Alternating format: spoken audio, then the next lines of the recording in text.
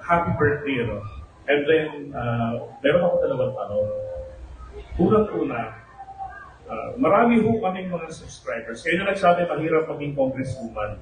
Pero, sa tawag ng tungkulin, alam niyo po ba, at anong masasabi niyo, yung mga netizens, hindi lang ng Batangas, ng buong Pilipinas and abroad, gusto nila maging ang senadora.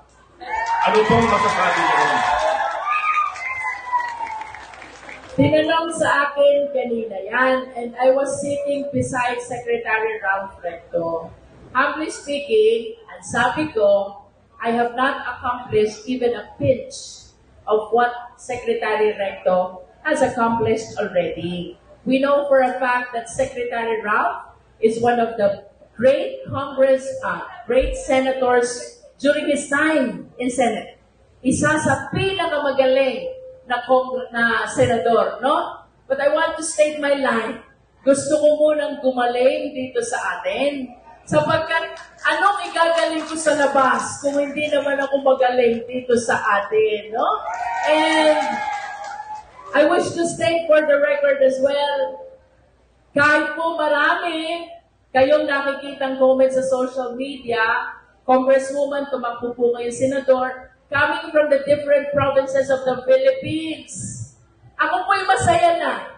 I am so fulfilled serving as Congresswoman of Batangas 2nd District. Maraming salamat po.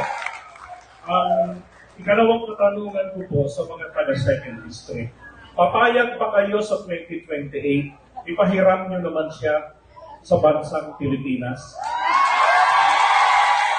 Kung sumagot na ang 2nd District, anong masasabi niyo for 2028?